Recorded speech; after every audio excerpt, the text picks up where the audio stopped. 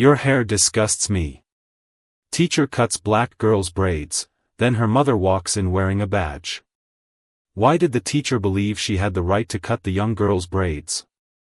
What would happen when the child's mother entered the room carrying official authority?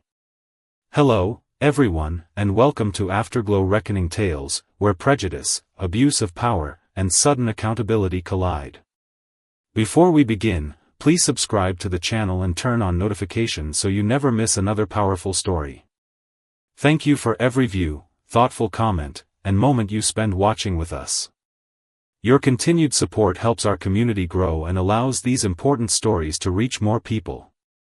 Tell us in the comments where in the world you are watching from and what time it is there right now. We are truly grateful to have you joining us.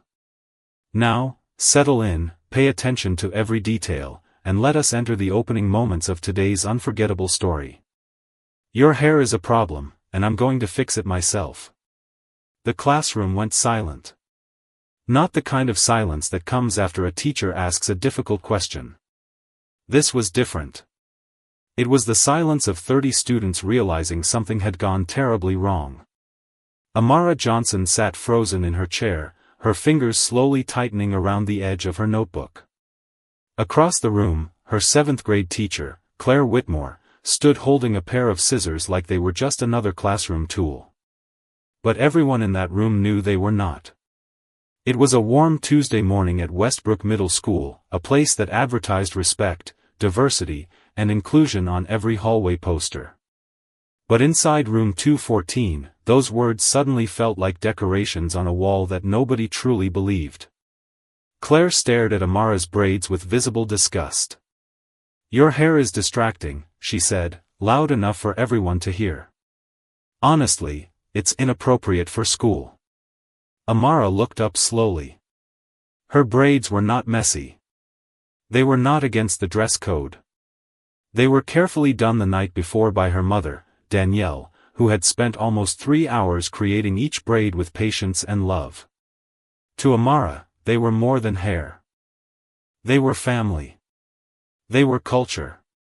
They were a reminder of every Sunday morning sitting between her mother's knees while stories of their ancestors filled the room.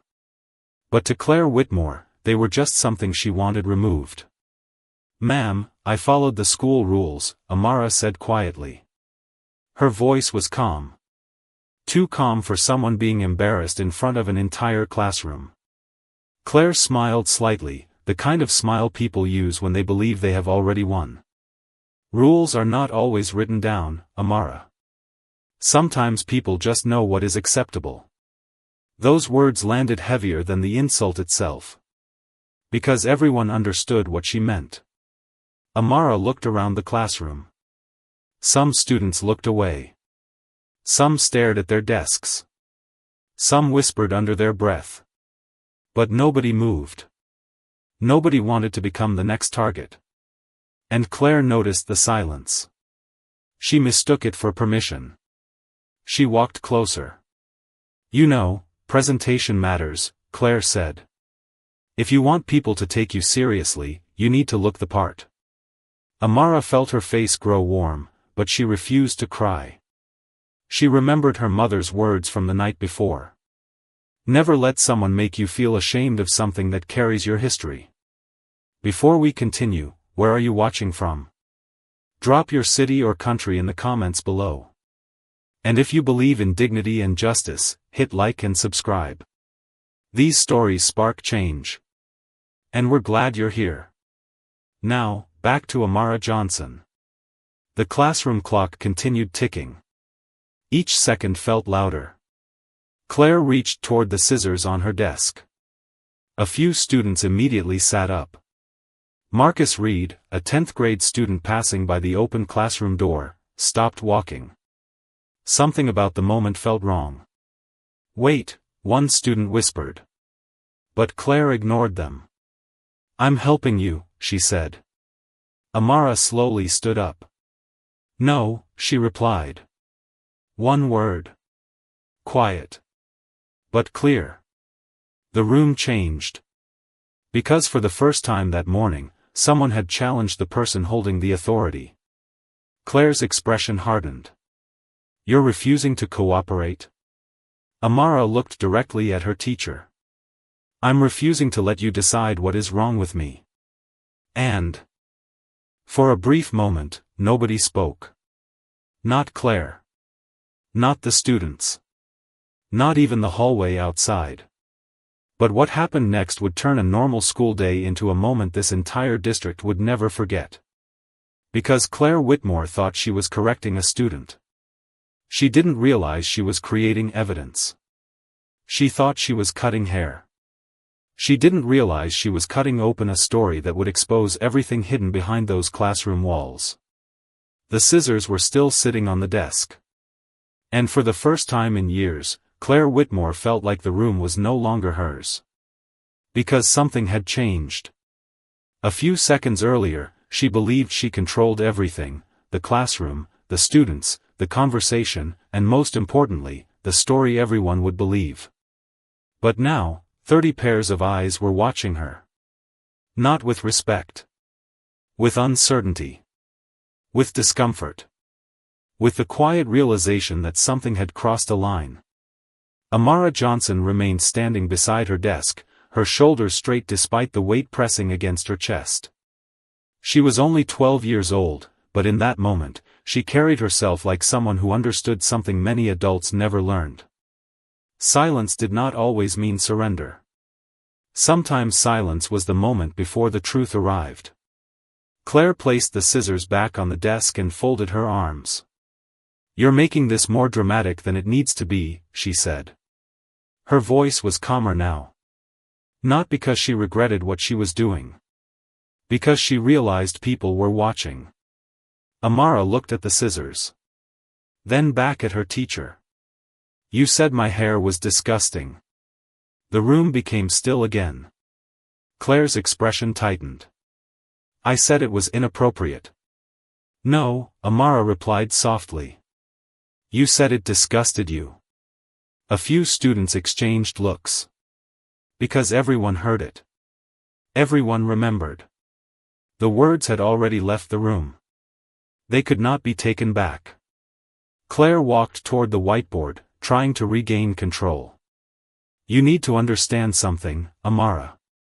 School is about preparing you for the real world. People judge appearances.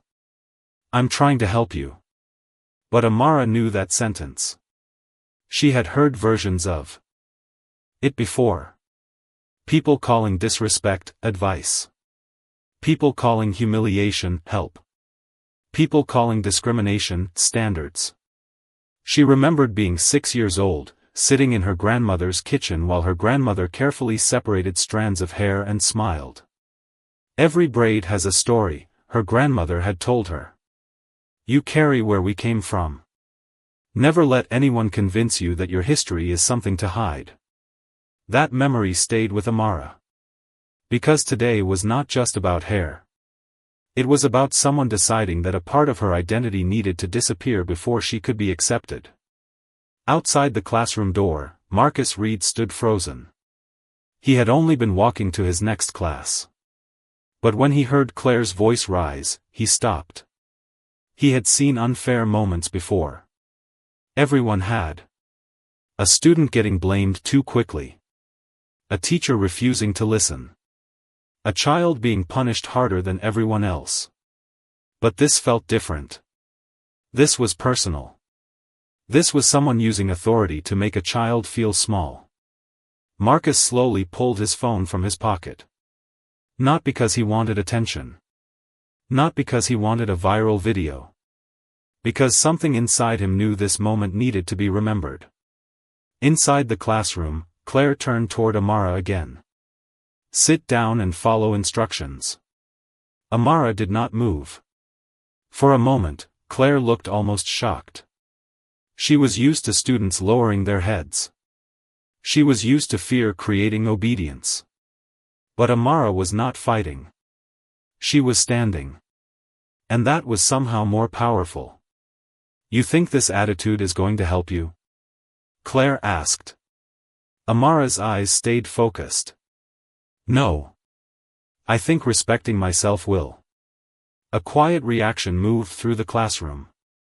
Not loud. Not dramatic. But enough. Enough for Claire to notice. Enough for her to feel control slipping away. She quickly reached for the disciplinary folder on her desk. "Fine," she said. "If you refuse to cooperate, we'll handle this officially." The word sounded professional. Official. But everyone knew what it meant. Power was moving. And Claire was trying to use the system before anyone could question her. She wrote something on the form. Disruptive behavior. Marcus looked down at his phone screen. Recording. Time stamp. Everything. Because the truth was simple. Amara Johnson was not causing a disruption. She was the disruption. She was the moment when someone finally refused to accept being made smaller. And Claire Whitmore still did not understand what was happening. She thought she was writing a punishment. She did not realize she was creating a record. A record that would soon reach someone who knew exactly how to use it. Someone who would not walk into that school asking for answers.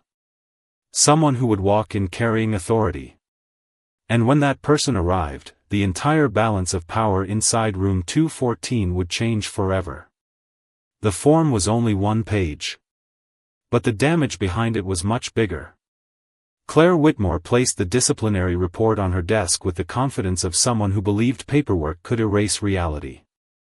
The title at the top read, "Student Misconduct Incident." But everyone inside room 214 knew the truth. The only thing Amara Johnson had done was refuse to let someone take away a piece of who she was. Claire tapped her pen against the paper. "Amara, you need to understand consequences." Her voice carried the same authority she had used all morning. The kind of authority that expected obedience before explanation.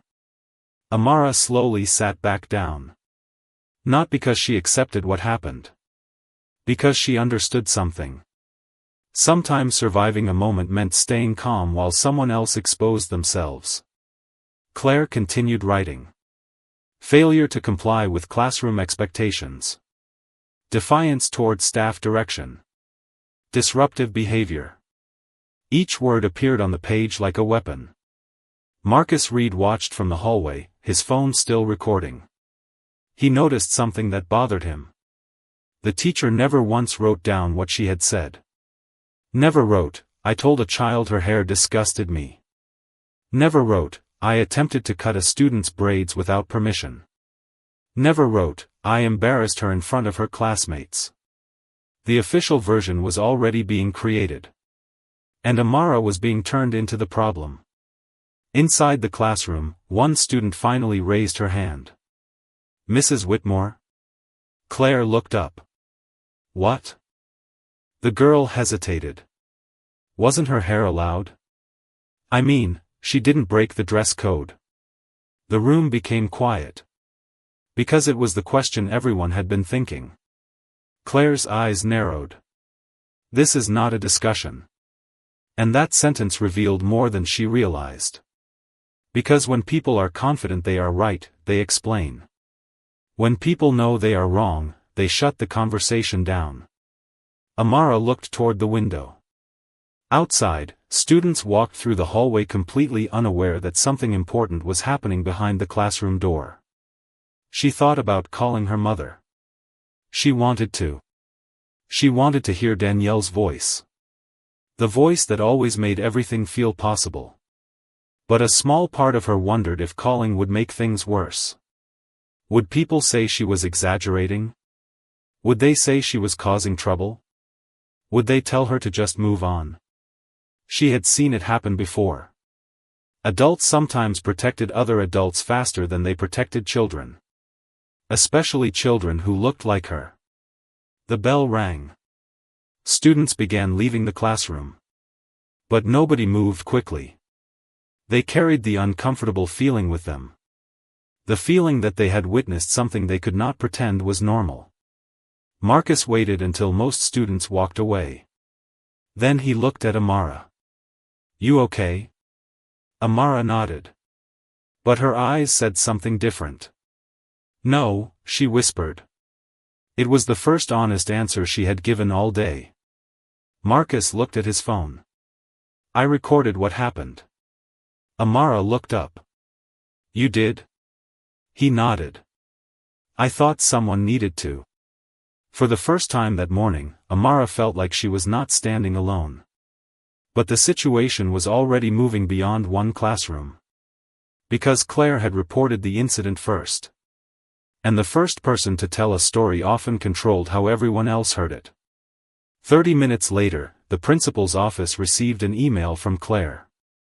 The subject line was simple: disrespectful student incident requires immediate action. Inside was a carefully written version of events. A version where Claire was the responsible educator. A version where Amara was the difficult student. A version where the truth was buried beneath professional language. But what Claire did not know was that someone else had already started building a different record. A record with timestamps. A record with witnesses. A record with the moment her own words became impossible to deny. And somewhere across town, Danielle Johnson's phone was about to ring. The call would last less than a minute. But when she heard what happened to her daughter, she would not respond like an angry parent. She would respond like someone who had spent years learning exactly how systems worked. Because Claire Whitmore thought this was just another classroom disagreement. She thought Amara was just another student she could silence. She had no idea the little girl sitting quietly in room 214 had a mother who knew how to make the truth impossible to ignore. The phone call lasted 43 seconds. But for Danielle Johnson, those 43 seconds changed everything.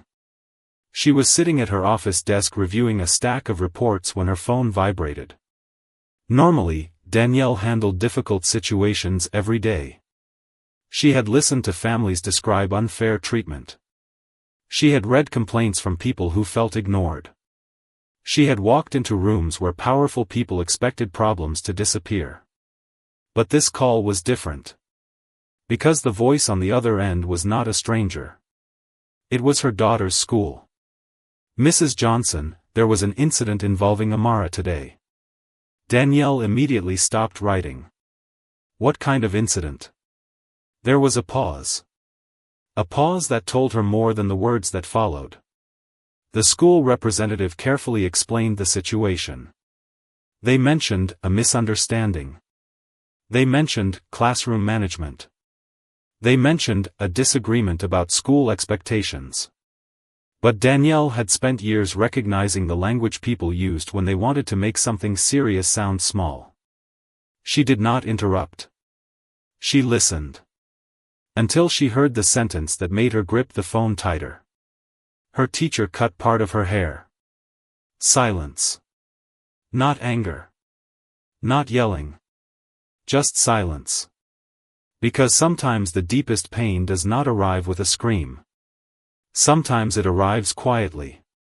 Danielle looked down at the picture on her desk.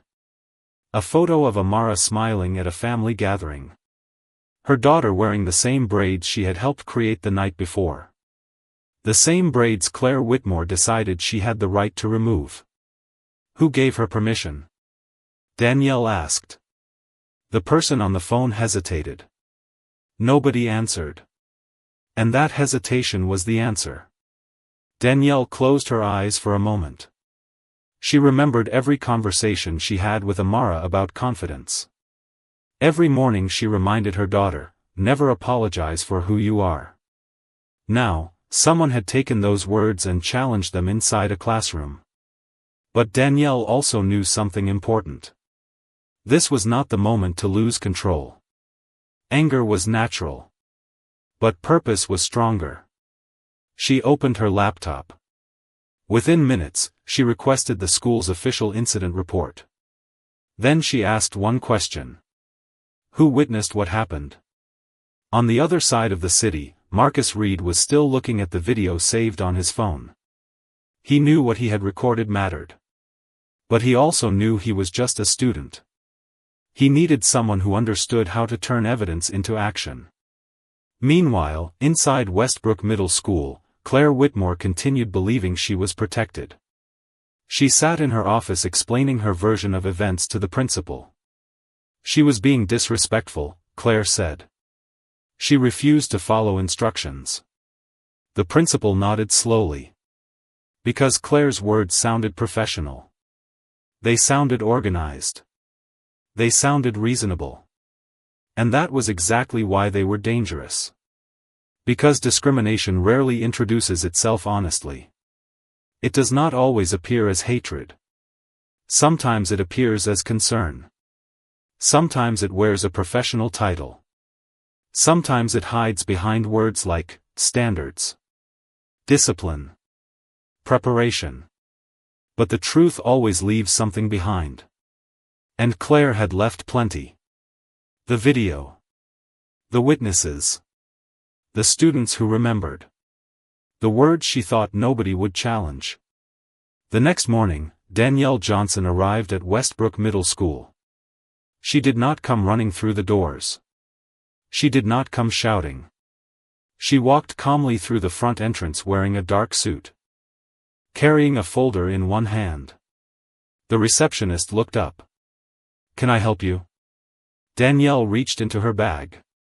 She placed a badge on the counter. The receptionist's expression changed instantly. "I need to speak with the principal," Danielle said. Her voice was calm. Professional. Certain. Because she was not there as a mother asking for someone to listen. She was there as someone with the authority to demand answers. And when Claire Whitmore saw who had just entered the building, the confidence she had carried all week began to disappear. Because the little girl she thought she had silenced had a mother who knew exactly how to make the truth speak. The door opened slowly. And the moment Danielle Johnson stepped into the principal's office, the entire atmosphere changed. A few minutes earlier, Claire Whitmore had been sitting comfortably in her chair, explaining the situation like she was simply handling another routine discipline case. But now, she was no longer speaking to a parent asking for answers. She was facing someone who understood exactly how systems worked. Danielle walked into the room holding a folder against her chest. Her expression was calm. Not cold. Not angry. Just focused. The principal, Dr. Richard Collins, immediately stood up. "Mrs. Johnson, thank you for coming in. We want to assure you that we take this matter seriously." Danielle looked around the office. The carefully arranged furniture. The framed school awards on the wall. The polished words everyone used when they wanted a situation to sound controlled. Then she looked at Claire. "My daughter's hair was cut without her permission." The room became quiet. Claire shifted in her seat. "I think that's a misunderstanding," she said quickly. Danielle turned toward her. "A misunderstanding is when two people remember an event differently." She paused. "What happened to my daughter is not a misunderstanding." Her voice never rose. And somehow, that made every word heavier. Claire leaned forward. "I was trying to help Amara understand appropriate presentation. I have worked in education for over 15 years. I know what students need." Danielle listened. Then she opened the folder in her hands. Inside were documents. Not accusations. Not emotions. Records. "Then you also know that educators cannot alter a student's appearance without consent." Claire's face changed slightly. Because she realized this conversation was no longer about opinions. It was about accountability. Dr. Collins looked uncomfortable. "Mrs. Johnson, we are reviewing the situation internally." Danielle looked at him. "Internally?" She repeated the word softly. "And who reviews the people responsible for protecting students when the concern involves those same people?" Nobody answered. Because there was no easy answer. Danielle placed a document on the table. "I requested the incident report." The principal looked down. "This is the report Claire submitted?" "Yes." Danielle opened it. She wrote that Amara was disruptive. She looked at Claire. But nowhere does it mention that you insulted her hair. Claire immediately responded. I never insulted her. A moment passed. Then Danielle pulled out another paper. Interesting. She placed it beside the report. This is a witness statement from a student. Claire's confidence weakened. Danielle continued. And this is a timestamp from a video recorded inside the classroom. The room froze. Because everyone understood what that meant. Evidence. Not opinions. Not explanations. Evidence. Claire looked toward Dr. Collins. She recorded me? No, Danielle answered. She recorded what happened. There was a difference. A very important difference. For the first time, Claire looked uncertain. The same woman who had stood in front of a classroom believing nobody would challenge her now realized every word she spoke could be examined. Every action could be questioned. Danielle closed the folder. I did not come here because I want revenge. Her eyes moved from Claire to the principal. I came here because my daughter deserves to feel safe in a place that is supposed to educate and protect her. The silence that followed felt different. Not uncomfortable. Necessary. Because everyone in that office knew this was no longer just about Amara Johnson. It was about every student who had been afraid to speak. Every family who had been ignored. Every moment where someone chose silence because challenging authority felt impossible. Claire looked away. But Danielle was not finished. There is something you need to understand. Her voice remained steady. My daughter's braids were not the problem. A pause. The problem was someone believing they had the right to decide that a part of her identity needed to be removed. Nobody spoke. Because there was nothing to argue. The truth had entered the room. And it was wearing a badge. Claire Whitmore thought the situation would disappear behind school policies and careful wording. She thought Amara was just a child with no power. But she had forgotten something important. Sometimes the quietest person in the room is connected to the strongest voice outside of it. And Danielle Johnson had just arrived. Not to make noise. To make sure the truth could no longer be ignored. The badge on Danielle Johnson's desk was not a symbol of anger. It was a symbol of responsibility. And Claire Whitmore was about to learn the difference. For years, Claire had believed authority came from a position. A classroom key. A teacher title. A voice loud enough to make students obey. But Danielle understood something different. Real authority was not about making people afraid. It was about protecting those who had no power in the moment. Inside the principal's office, Danielle opened the folder in front of her. The room became quieter with every page she turned. Before we continue, Danielle said, I need everyone to understand something. She looked directly at Claire. This is no longer a conversation about a hairstyle. Claire shifted in her chair. Mrs. Johnson, I think you're misunderstanding my intentions. Danielle looked at her calmly. Intentions do not erase impact. The sentence stayed in the room. Because everyone understood it. A person could claim they were helping. They could claim they were teaching. They could claim they were protecting standards. But when a child was humiliated, the result mattered. Not the excuse. Dr. Collins leaned forward. Mrs. Johnson, we want to resolve this appropriately. Danielle nodded. So do I. She placed another document on the table. But resolution begins with honesty. She opened the file. The first question is simple. She looked at Claire. Why did you decide Amara's hair needed to be changed? Claire immediately answered. Because I believed it was distracting. Danielle nodded slowly. Distracting to whom? The question created a silence that Claire was not prepared for. Because suddenly, the answer was not as simple. No policy had been broken. No rule had been violated. The only issue was that someone in authority decided a natural part of a black child's identity did not belong. Danielle continued. I reviewed the school handbook. She tapped the document. There is no rule banning braids. Claire looked away. There are expectations. Danielle responded immediately. Expectations that apply equally to everyone? No answer. Because the truth was beginning to reveal itself. A standard that only targeted certain students was not really a standard. It was something else. Something deeper. Something that had been hidden behind professional language. At that moment, Marcus Reed entered the office with his mother's permission to provide his statement. He looked nervous. He was just a teenager. But he carried something powerful. The truth.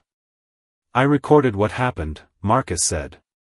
Claire's expression changed. You recorded inside my classroom? Marcus looked down briefly. I recorded because I thought someone needed to know what happened.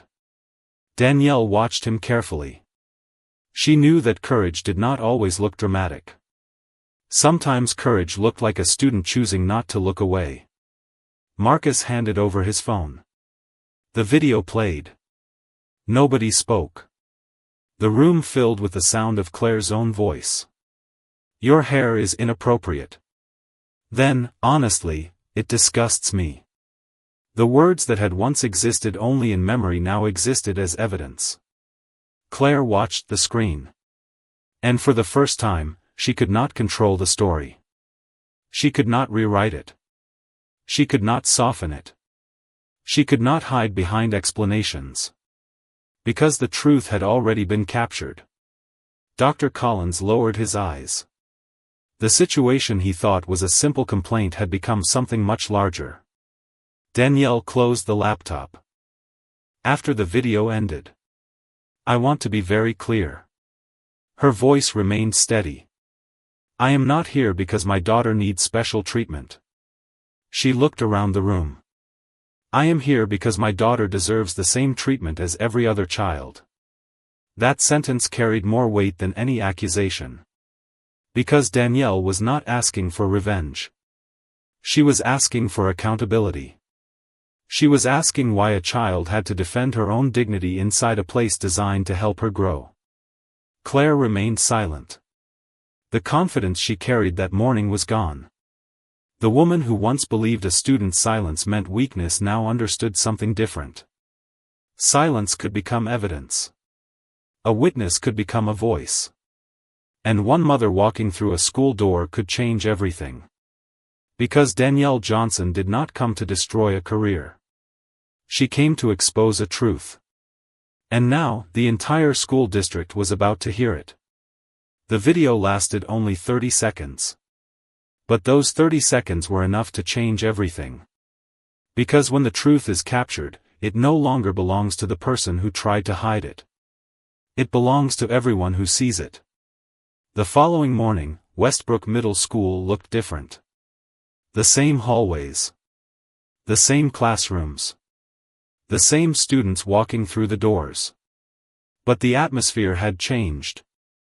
Whispers moved from one corner to another. Students were no longer talking about a classroom disagreement. They were talking about what they had witnessed. They were talking about Amara Johnson.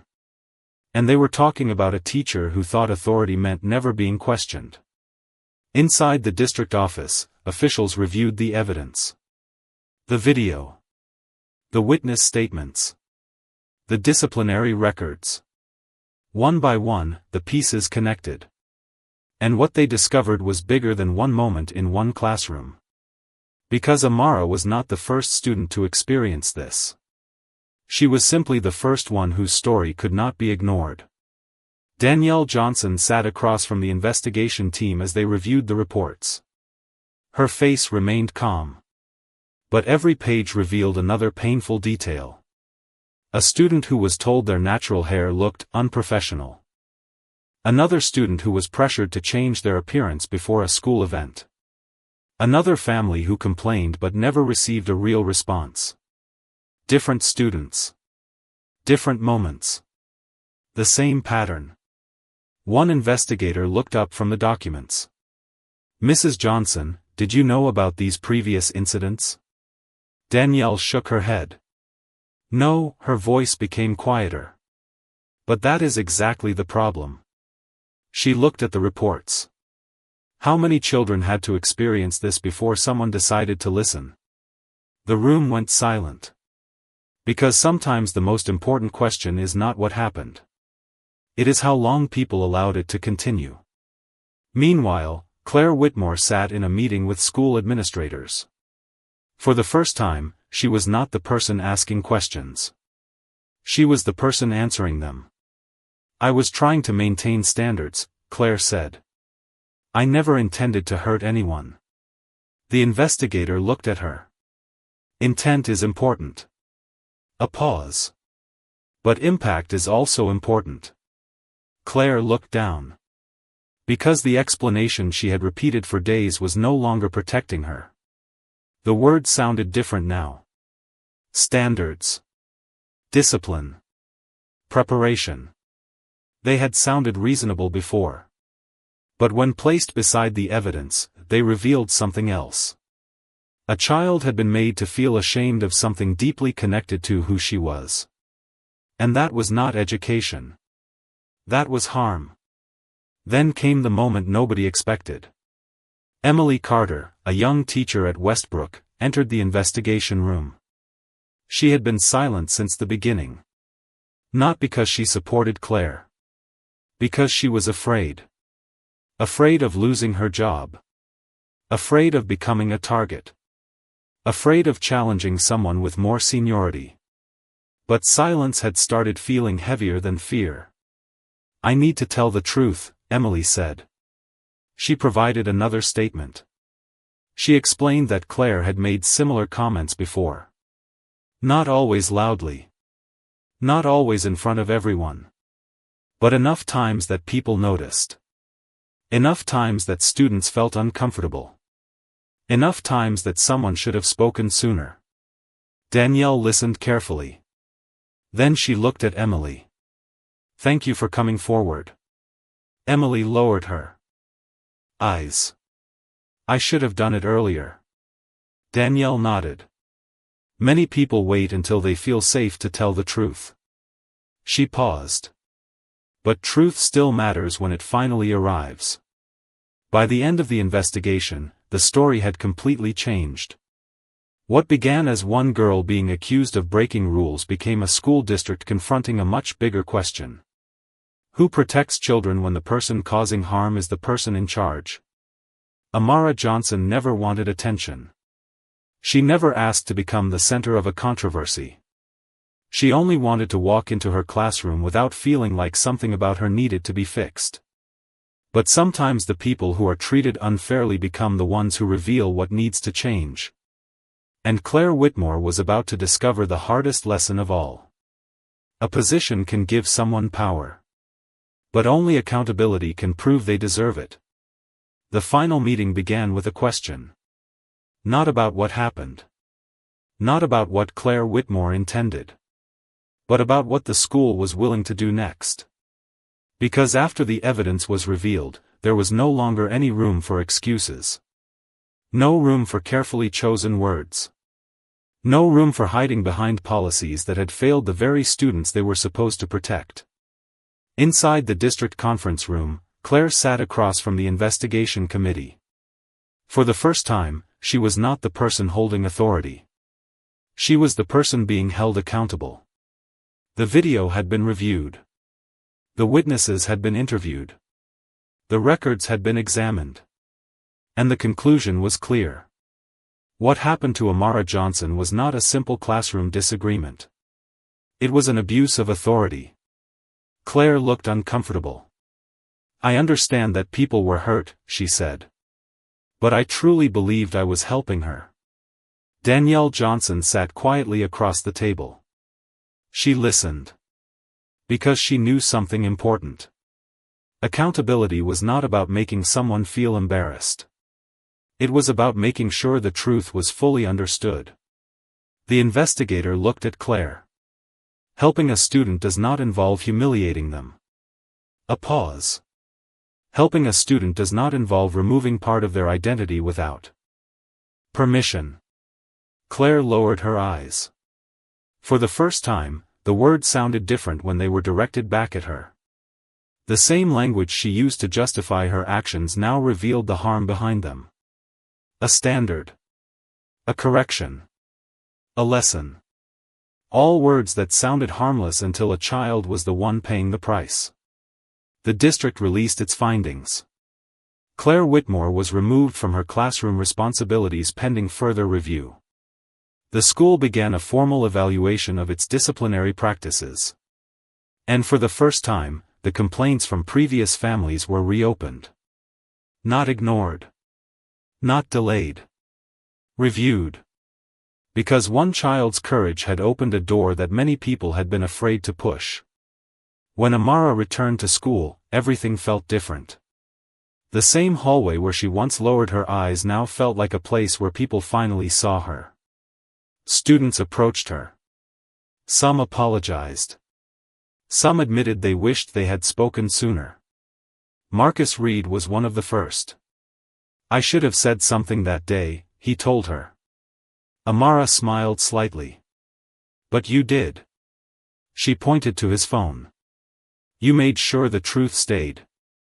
That moment meant more than any apology. Because Amara never wanted people to feel sorry for her. She wanted people to understand. Her hair was never the problem. Her identity was never the problem. The problem was someone believing they had the power to decide what parts of her were acceptable. A few weeks later, Danielle sat with Amara at their kitchen table. The same place where they had spent hours braiding her hair. The same place where Danielle had always reminded her daughter of her worth.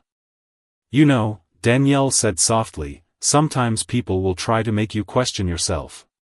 Amara looked at her mother. "What do you do when that happens?" Danielle smiled. "You remember who you are before they ever met you." Those words stayed with Amara. Because the world had tried to teach her a painful lesson. But instead, she learned a powerful one. Her voice mattered. Her story mattered. And standing up for herself did not make her difficult. It made her brave. Meanwhile, Westbrook Middle School began changing. New training programs were introduced. Students were given more ways to report concerns. Teachers were reminded that authority came with responsibility. Because a classroom was not just a place where children learned subjects. It was a place where they learned whether they belonged. And every child deserved to hear the same message: you do not have to erase yourself to be respected. You do not have to shrink to make others comfortable. You do not have to apologize for who you are. Claire Whitmore once believed she could control the story. She believed Amara was just a quiet student. Someone who would accept what happened and move on. But she learned something that day. A quiet voice can still shake an entire system. And sometimes the smallest person in the room carries the biggest truth. 6 months later, Amara Johnson stood in front of the same classroom where everything had changed. Room 214 looked exactly the same. The same desks. The same windows. The same walls that had witnessed a moment of humiliation become a moment of courage. But Amara was different. Not because what happened had disappeared. It never would. Some moments stay with people forever. But because she had learned something more powerful than forgetting. She had learned how to stand. That morning, Amara walked into the classroom wearing her braids proudly. The same style that had once been treated like a problem. The same hair someone had tried to make her feel ashamed of. But now, those braids carried a different meaning. They were no longer just a symbol of what happened. They were a symbol of what she survived. Students looked up as she entered. But this time, there were no whispers. No judgment. No uncomfortable silence. Only respect. Marcus Reed smiled from his desk. You know everyone knows your story now, right? Amara laughed softly. I didn't want a story. Marcus nodded. I know. And that was the truth. Amara never wanted attention. She never wanted to become a headline. She never wanted people to know her because something painful happened to her. She only wanted to be treated like every other student. A child. A person. Someone worthy of respect. After the incident, Westbrook Middle School changed. Not because people suddenly became perfect. Change rarely happens that quickly. But because people were forced to look at something they had ignored. Teachers received new training. Students were given stronger ways to report concerns. Parents were invited into conversations about fairness and respect. The school created new policies to protect students' identities and ensure that discipline was applied equally. Because the lesson was no longer about one teacher. It was about a system. A system that had allowed one child to feel powerless. And a community that decided it would not happen again. Danielle Johnson watched those changes carefully. She knew progress required more than one apology. More than one meeting. More than one public statement. Real change came from action. One evening, Amara sat beside her mother at the kitchen table. The same table where Danielle had braided her hair countless times. The same place where she had taught her daughter that confidence was something nobody could take away. Danielle gently touched one of Amara's braids. You know what I'm proud of? Amara looked at her. What? Not that you fought back. Amara smiled. Then what? That you never let someone else's opinion become your identity. Amara thought about that. Because for a moment, she had believed Claire Whitmore's words. For a moment, she wondered if something about her really needed to change. But now she understood. The problem was never her hair. The problem was never her culture. The problem was never her. The problem was someone believing their comfort mattered more than her dignity. Years later, Amara would remember that classroom. Not because of the scissors. Not because of the cruelty.